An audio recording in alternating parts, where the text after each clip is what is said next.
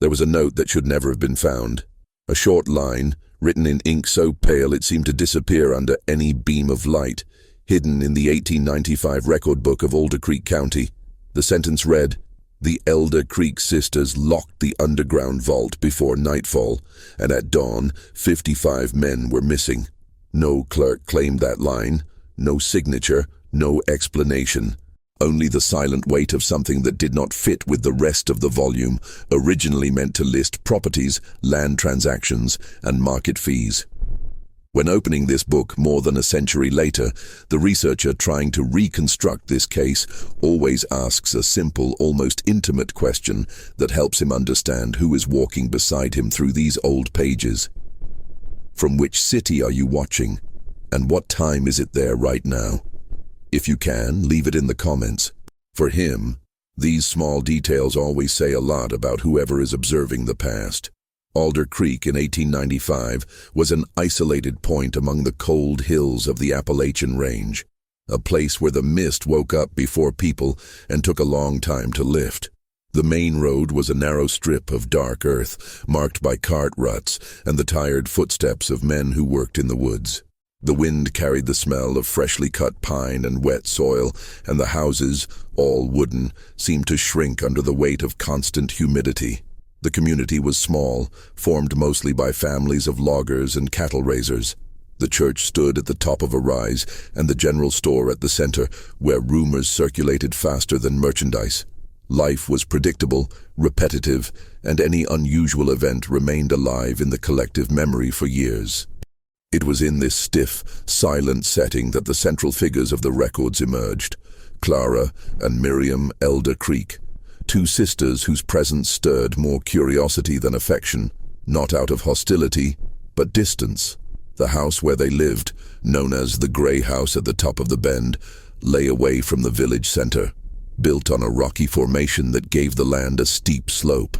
The creek that crossed the property ran all year long, narrow, icy, whispering. Clara, the eldest, was remembered as a woman with a firm posture, a low voice, and a gaze that seemed to measure each person before she answered. Miriam was gentler, more inclined to gesture than to words, but kept a habit that some testimonies confirm. Her hands trembled slightly whenever she had to deal with strangers. Neither of them was often seen at community events. They did their shopping at the general store and went back home without any attempt at lengthy conversations. The Alder Creek sisters' routine was almost invisible to others, but some accounts left by travelers who passed through the region between 1893 and 1894 mention a peculiar detail: an underground access in the lower part of the house with an iron door partially hidden by stones, mud, and planks. When questioned, the sisters answered in the exact same way, as if they had rehearsed the phrase, "It's just an old storage cellar. Our grandfather built it." No one insisted. No one asked further. The year's weather added another layer of strangeness to events. The rains were so persistent that they turned the woods into a damp, suffocating corridor, where sounds seemed to die before reaching the air. Loggers said that when they cut trees deeper in the forest, it was hard to hear someone calling just a few meters away. The forest seemed to swallow noises like a living organism. At the time, everyone attributed this phenomenon to the density of the trees and the excess humidity. But years later, many testimonies would connect that feeling to what was coming. The records show that the Alder Creek sisters maintained an organized, almost rigid life. They received no visitors, did not attend community gatherings, and did not travel to other counties. In the general store's books, they always appeared with the same pattern: flour, salt, kerosene, raw cloth. Nothing more. There are no records of correspondence exchanged, nor of relatives coming to visit them in the documented period. It is in this silence, in this repetition, in this isolated life that the mystery begins to form. As the 1895 files are compared with later accounts, something stands out like a loose thread in an old fabric. 55 men, temporary workers hired for logging services in the surrounding area, were last seen crossing the old bridge that led precisely to the road toward the Alder Creek property. After that, no sign, no trail, nothing that could explain such a vast absence. And then, as if it were a whisper left by someone who did not want to forget, but also did not want to be held responsible, the sentence appears: they locked the underground vault before nightfall. Why would someone record something so grave, and at the same time so fragile, so easy to erase? In the months leading up to the disappearance, Alder Creek followed its usual rhythm. But looking back, one realizes that nothing was truly normal. The residents' routine seemed to adjust silently to the constant presence of the Alder Creek sisters, as if the entire community had learned to avoid certain topics without realizing it was doing so. The day began with the distant sound of axes, even before the sun fully rose. The woods held enough moisture to keep chimney smoke suspended in the air for long minutes, floating like veils. The men who worked in the forest always left in groups of 5 or 6, carrying saws, axes, and the determination of those who needed to make use of every hour of light. The region lived mainly off that work, and the 55 laborers who would disappear months later made up a large part of the temporary workforce hired for that year's cutting season. The Alder Creek sisters, meanwhile, kept an almost impenetrable daily routine. Some residents said that Clara used to go out at dawn to fetch water from the creek, always using the same dark metal bucket. She walked with calculated steps, avoiding looking at other houses as if it were vital not to make eye contact. Miriam stayed on the porch, rolling fabrics, mending clothes, or cleaning the furniture with a damp cloth. Both worked like those fulfilling a duty imposed by someone who was no longer there. There were small things, however, that caught the attention of those who watched more carefully. The boy who delivered sacks of salt to the general store once said he saw Clara measuring the distance between the front door and a specific point on the fence, repeating the gesture 4 or 5 times as if she needed to confirm something invisible. An older lady reported that, while walking along the lower road one late afternoon, she saw Miriam kneeling near the underground access, cleaning the edge of the iron door with a soaked cloth, and that, when she realized she was being watched, Miriam stood up so quickly that she dropped the key into the mud. Those accounts, taken in isolation, did not raise suspicion at the time. They were just scattered details. But together, decades later, they would gain a disturbing weight. The workers' routine also brought signs that something had changed in the woods. In January 1895, some loggers commented that they felt a strange pressure in the air when they approached the Alder Creek Hill area. The sound of axes seemed to die out before it could echo. Visibility dropped more quickly than usual when afternoon fell, and on at least 3 occasions, groups of laborers returned early, claiming they had seen too much movement in the forest, branches swaying without wind, shadows passing too quickly between the trees. These stories were never formally recorded, but they appear in oral testimonies collected between 1930 and 1952 by researchers interested in the region's history.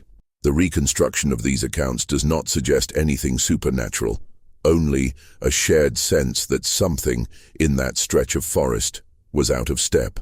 The community's relationship with the Alder Creek sisters was polite, but marked by a distance no one dared to diminish.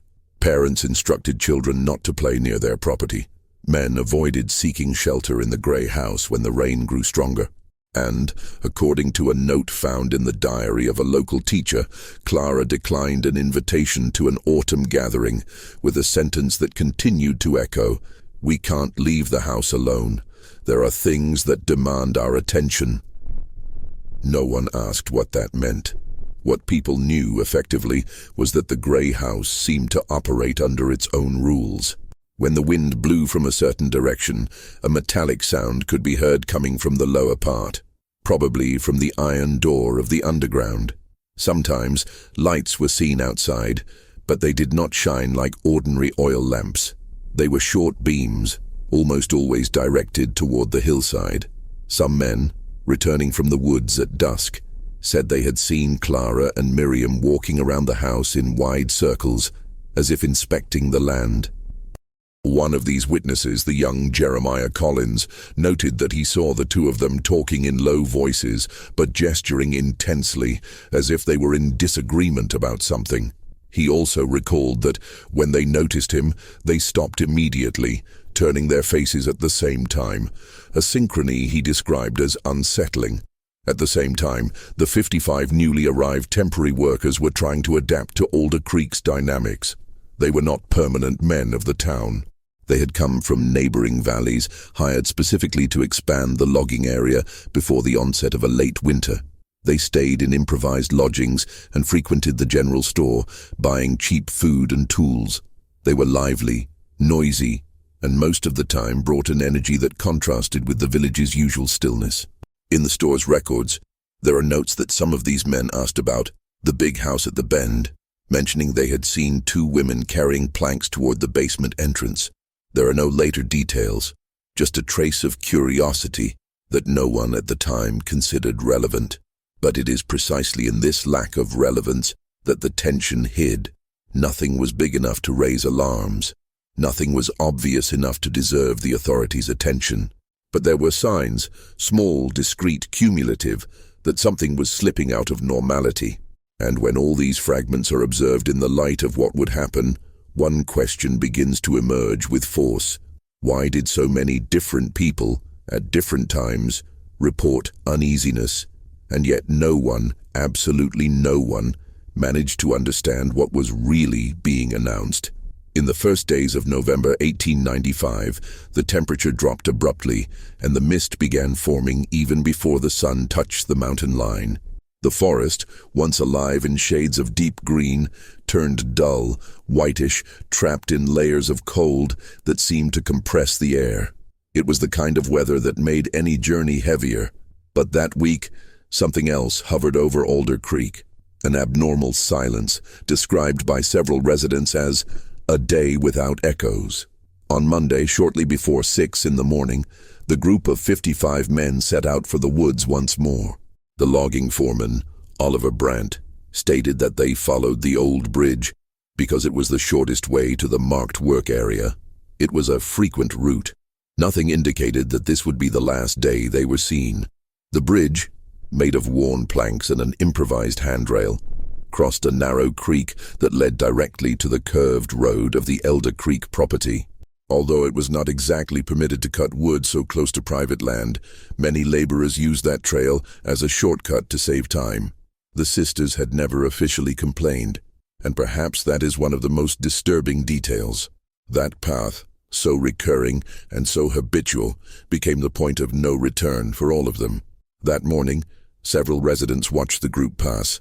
The blacksmith, who opened his shop early, reported hearing lively voices, laughter, and the metallic sound of tools clinking against each other. The schoolteacher, who lived near the church, said she saw the figures crossing the mist like shadows stacked one over another. No one noticed anything strange. No one saw signs of tension or haste. It was just another ordinary day. The last confirmed account before the disappearance came from a farmer named Harrison Miles. He said that, while taking fresh milk to the store, he saw the group entering the curve of the road that led to the Alder Creek property. He recounted that the men walked in single file, some with lamps still lit, others with saws over their shoulders. According to him, one of the lamps swung more than usual, casting a brief beam over the hillside. That beam illuminated for a few seconds the silhouette of Clara Alder Creek standing at the top of the slope, watching the group approach. The scene lasted very little, but Harrison recalled that she did not move, did not wave, did not step back. She simply remained there, motionless, like someone trying to measure the distance between the inevitable and the unknown. This is the last moment at which witnesses saw any of the workers. From that point on, the reconstruction depends on traces, later testimonies, and what is known about the Alder Creek sisters' behavior that day. Around 8:30 in the morning, the woman who tended the small orchard behind the church reported hearing a metallic sound coming from the valley. A creak she described as an iron door scraping against stone. The direction of the sound matched the area of the sister's house. At the time, she thought it was some ordinary repair. Only years later did she realize that the memory of that sound always returned whenever the case was mentioned. At 10 o'clock, a second account emerged. Children walking along the lower road claimed they had seen from a distance 2 figures moving planks near the slope of the property. One of them was clearly Miriam. The other, with firmer steps, appeared to be Clara. They carried the planks carefully as if they were covering something. The children could not see what lay exactly where they were working, only that their movement seemed urgent. Around midday, the mist thickened unusually. More experienced loggers, who temporarily returned to the village to fetch food, claimed the forest seemed to emit a kind of muffling, as if something were holding the air in. It is important to note that these testimonies came years later and may carry interpretations influenced by the tragedy, but their similarity suggests that, yes, something uncommon happened that day. Curiously, no record or witness observed the return of the 55 men. No sound of axes. No characteristic noise of cutting. No cries for help. Nothing. It is as if they had ceased to exist between one point of the trail and another. The moment that would become the trigger for the investigation came at nightfall, when Foreman Oliver Brandt returned to the village and realized his men had not yet arrived at the lodgings. At first he thought they might have decided to take a shortcut along an alternate route. Then he assumed they were taking advantage of extra light to get ahead with the work. But when night fully settled and the forest remained absolutely mute, Brandt understood that something was wrong. At 9 that night, he gathered volunteers to search for the group. The search started at the bridge, following the natural trail. One man's lamp revealed faint footprints, many footprints, that followed the curved road. They were recent steps, deep enough to show the ground was still damp from the morning mist. The footprints continued up to the entrance of the Alder Creek property, and stopped there, all of them, as if the entire group had been absorbed by the land. There were no tracks back, no side detours, no signs of struggle, no dropped objects, no torn cloth, nothing, only silence. And it was at that moment, as the search party walked with trembling lamps, that they noticed something even more disturbing. The door to the underground access was locked with a new iron bar, a lock that appeared in no previous account. It was as if it had been placed there that very day. No one approached immediately. One of the searchers said he felt a strong smell coming from below, something between metal and damp earth. Another described the sensation that the temperature there was lower, as if the ground were breathing. Then came the detail that would seal the climax of that night. In the mud in front of the door, there were drag marks, curved, irregular, that did not belong to the Alder Creek sisters' footsteps, nor to the workers. Recent marks, deep marks, marks that seemed to want to say something no one could translate. When the lamp drew closer to the lock, one of the men touched the metal and recoiled immediately. It's hot. The underground was locked, and behind that door, the silence seemed active. This was the last confirmed evidence before the case became the largest collective disappearance ever recorded in the county. And that night, as the men argued about what to do, a feeling passed through all of them like a warning no one knew how to interpret. Clara and Miriam Alder Creek were nowhere to be found. When dawn broke over Alder Creek the day after that search, the entire village already knew. 55 men had not returned to the lodgings. In such a small place, absence did not need an official announcement. It was enough to look at the empty dining hall, the untouched beds, the closed lunch tins. The silence of the families who depended on those men's wages was almost as loud as the creaking of the wooden beams in the morning cold. The first hours were spent on practical attempts. Foreman Oliver Brandt gathered more residents, expanded the search perimeter, sent messengers to neighboring valleys, and notified county authorities. No one wanted to believe in tragedy. There was always the hope that the group had deviated, that they had taken shelter somewhere in the woods, that they had gone on to another job without warning. But the more the forest was combed, the clearer it became that there were no tracks of movement. Everything led back to the same place. The curved road, the entrance to the Alder Creek property, the bridge, the iron door of the underground vault. The authorities arrived by late afternoon. A middle-aged sheriff from the county seat took over the search with methodical, practiced coolness. He listened to the witnesses one by one: the blacksmith, the teacher, Farmer Harrison Miles, the children who saw the sisters carrying planks. They all repeated the same timeline. They all ended the story at the same blind spot. When they finally decided to force the underground door, the act was surrounded by a dense silence. Men accustomed to felling trees with a single blow hesitated before the lock. No one wanted to be the first to go in. One of them, however, summed up what they were all thinking. If they're not here, at least we'll know where they aren't. The iron bar was broken with sledgehammers. The sound echoed inside the stone structure as if it had awakened something old. A strong smell rose, not of decomposition, but of stagnant earth, aged wood, oxidized metal. The lamp slowly lit up the interior, as if the light itself were afraid to spread. The underground vault, as the records would call it, was less a room and more a narrow corridor carved into the rock, reinforced with dark wooden beams. The floor was compacted earth, the walls uneven. At a certain distance from the entrance, there was an antechamber, and there the men stopped. There were no bodies, no blood, no pile of tools, no piece of fabric that might indicate a long stay. But there were marks. On the walls, at the height of human hands, scratches and scrapes drew vertical and diagonal lines, some overlapping. In one specific section, they counted marks grouped in sets of 5, as if someone had scored time with the tip of a metal object or a stone. In another spot, small circular grooves could be seen, as if something heavy had been dragged along the wall. On the floor near the antechamber, they found remnants of worn rope, a piece of leather, and a small dented metal medallion with no visible inscription. One of the searchers swore he saw boot marks heading toward the back of the corridor, but those prints faded in the area where the soil was drier and more irregular. At the end of the tunnel, a wall of earth and stone seemed to have recently given way. There were clear signs of a partial collapse. A broken beam, chunks of rock, darker patches on the surface of the soil. The most immediate hypothesis naturally arose. Perhaps the corridor had continued beyond that barrier. Perhaps there had been a second chamber or a larger passage that had been buried. The sheriff ordered the search inside the vault to be suspended that first day. He cited the risk of a new cave-in and ordered that the structure be studied more carefully before any excavation.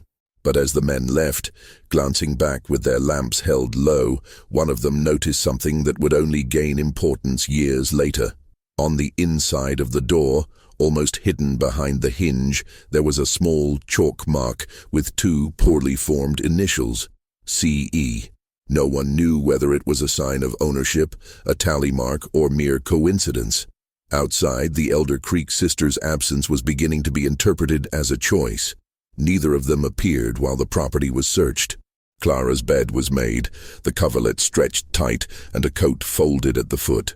Miriam's seemed to have been used the previous night, the pillow slightly indented and a handkerchief left on top. There were no signs of struggle or hurried departure.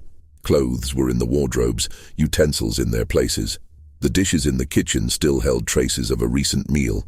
The only thing clearly out of place was a coverless notebook found on the table near the window. The pages were blank, except for a sentence written at the top of one sheet. Some decisions do not belong to us, but the hands that carry them out bear the weight just the same. No signature. The search for Clara and Miriam went on for days. They combed valleys, trails, roads leading to other counties. No witness saw them board any cart, train, or stagecoach. No body was found in the nearby rivers. No object, no letter, no note indicating a planned escape. In practice, the Alder Creek sisters quietly joined the list of absences. The community reacted as small communities do when faced with the inexplicable, with fear, and with a need to build a bearable narrative. Some began to blame the sisters directly, shaping versions in which they supposedly lured the men to the property with the promise of pay or shelter, using the underground vault as a holding space. Others argued that Clara and Miriam had been victims of something larger. Perhaps an accident inside the underground structure, perhaps the action of outsiders interested in the land or in some family secret. One rumor in particular grew strong. According to old records, the Alder Creek sisters' grandfather had used that underground many decades earlier as a clandestine storage site for goods and possibly for indebted men. Workers he kept confined until they had paid off what they owed. There are no official documents to prove this, but the rumor appears in the testimonies of at least 3 people interviewed between 1938 and 1941. The hypothesis that gradually took hold among the more attentive, and which the historian considers most plausible, is less spectacular than any fanciful theory, and perhaps for that very reason more disturbing. It is possible that the 55 men were led, on the orders of someone who never appears in the accounts, into the underground vault, and kept there temporarily under promises of payment, land division, or a reorganization of work. A kind of forced arrangement, not uncommon at the time, especially in areas of timber and coal exploitation. In such a scenario, the Alder Creek sisters could have been reluctant accomplices or merely involuntary guardians of an inherited structure, pressured by those who controlled money and land. Perhaps they were ordered to lock the vault for safety, without any idea of the scale of the risk. And then, something happened. A partial collapse, lack of air, panic in an enclosed space. Those scratches on the walls, those tally marks, those worn ropes could be the final traces of men who tried to survive inside a space never meant to keep them alive.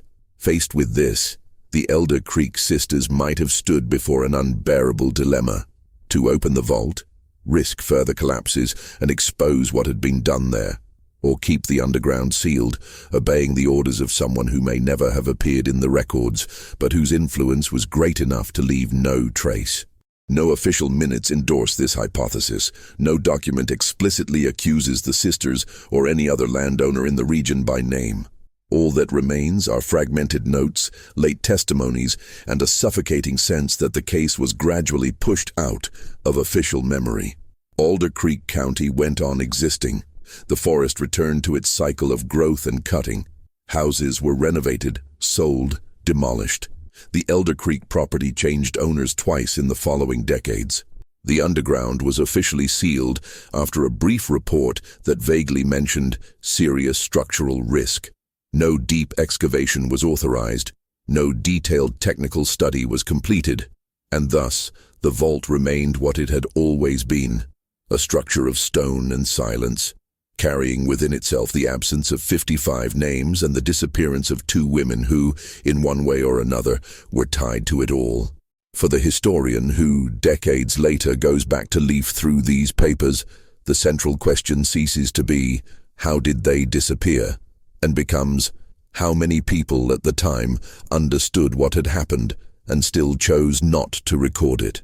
Because in the end, what weighs more than the lack of concrete evidence is the persistent presence of a very specific type of silence, the one that does not come from ignorance, but from the conscious decision not to speak. Decades later, when the Alder Creek name no longer appeared in residents' conversations and the woods had been partially replaced by wider roads and barbed wire fences, someone returned to the Alder Creek archives with a simple and, at the same time, almost impossible goal: to understand what had, in fact, happened in 1895. This person had never met the sisters, had not seen that year's mist, had not heard the metallic sound of the iron bars sliding shut over the underground vault. He was born long after the workers' lodgings had been demolished and the underground officially sealed for safety. But he held in his hands something few had at the time: time, distance, and the freedom to look back without owing anyone anything. He was a researcher, a local historian by vocation, who began his work with a simple question: why did such a large disappearance leave so little official trace? He was not looking for ghosts. He was looking for omissions. And in old archives, that is often even more revealing. The first thing that struck him was the inconsistency in the records. The same absence of 55 men appeared sometimes as an incidental misadventure, sometimes as a case under investigation, sometimes as a closed matter. At no point was there a clear conclusion, an established responsibility, an official narrative that gave the community any kind of closure. The case seemed to have been left in an intermediate territory between forgetting and discomfort, close enough to be mentioned but far enough not to be explained. Then he found the sentence, that pale line written in the margin of an administrative book. The Alder Creek sisters locked the underground vault before nightfall, and at dawn, 55 men were missing. There was no signature, stamp, or clear date, but there was something there no other record possessed. The direct combination of a concrete action and an irreversible outcome. Someone at some point decided that this needed to be written down. Someone deemed it necessary to register, however discreetly, that the sisters and the underground vault could not be separated from the story of those men. The historian began gathering everything he could: diaries, letters, late testimonies recorded by other researchers, teachers' notes, oral accounts from grandchildren and great-grandchildren of those who had lived at the time. Little by little, he began to perceive something subtle and painful. The disappearance had not only been physical, it had also been moral. There were men who, when referring to the case many years later, looked away, as if they still carried guilt for not having insisted on digging deeper into the underground. There were women who, when speaking of the Alder Creek sisters, lowered their voices, as if a part of them still believed the sisters had had no choice. There were heirs who avoided mentioning that an ancestor had signed the report declaring the vault too unstable for intervention. The prevailing feeling was that of a quiet agreement, that everyone, in some measure, had learned to live with the gaps, because poking at them too late would mean redistributing blame, reopening wounds, questioning decisions made under pressure. In one of his personal notes, the historian wrote, "I don't know what unsettles me more, the fact that 55 men vanished within such a narrow radius of space, or the fact that so many people lived with that and carried on as if the past were not, all the time, beneath their feet." When he visited the land where the Alder Creek Grey House had once stood, he found something that appears in no technical report: a different kind of silence. Not the natural quiet of the countryside, cut by insects and wind, but a kind of stillness that seems to ask for care with words. The house was no longer there. In its place stood a more recent building with no reference to the sisters. The underground, according to current authorities, remained inaccessible. He walked to where old maps indicated the start of the rocky slope. The topography still held the shape of the hillside. Looking down, he imagined men climbing the path in a line, carrying tools, talking about wages, winter, family. He imagined Clara standing on the edge of the hill, measuring distances with her eyes. He imagined Miriam, hands trembling slightly, tucking a key somewhere into her dress so she wouldn't drop it. That image, which appears in no document but takes shape from the sum of all of them, became the emotional center of his research. Not the spectacular vision of a tragedy, but that of two women in an impossible position. Between obedience and responsibility, between the inheritance of a structure they had not built, and the weight of keeping shut or opening a door that should never have existed. The historian was never able to prove, with the rigor demanded by courts, that the 55 men died there. There were no bodies, no remains, no material evidence strong enough to support an unequivocal conclusion. At most, what he managed to do was to build a picture in which all lines, official and unofficial, converged on that underground point and on the decision to lock the door on that specific day. And in light of this, he wrote a sentence that never appeared in any technical report, but closes the personal dossier he kept on the case. Perhaps the true mystery of Alder Creek is not what happened inside the vault, but what happened outside it. How an entire village learned to live atop a place where something irreparable likely occurred, and decided day after day not to dig. As the years pass, stories wear away like the ink of marginal notes. Surnames dissolve into new families, new towns, new work routes. The dirt road has become something else. The old bridge was rebuilt. The creek keeps running, indifferent to anyone seeking answers it has none to offer. But some images persist. The silent line of men crossing the mist. The silhouette of a woman standing at the top of the slope. a newly placed iron bar, a notebook with a sentence and no signature, a pale line in the record book written by someone who did not want or could not say more. In the end, when he closes the volume and puts away his notes, the historian does not offer the reader a solution, but a mirror. The story of the Alder Creek sisters and the 55 missing men does not end with spectacular revelations. It ends where many real cases end, at the intersection between what is known, what is suspected, and what is chosen not to be recorded. And perhaps it is precisely for this reason that every time someone returns to these pages, the feeling is always the same. It is not just an old case that is being revisited, but a question that crosses time and reaches whoever is listening. To what extent do we, too, today, accept living in peace atop things we choose not to dig up? And once that question settles in, all that remains is a kind of silence that does not come from fear, nor from the forest, nor from the underground, but from within.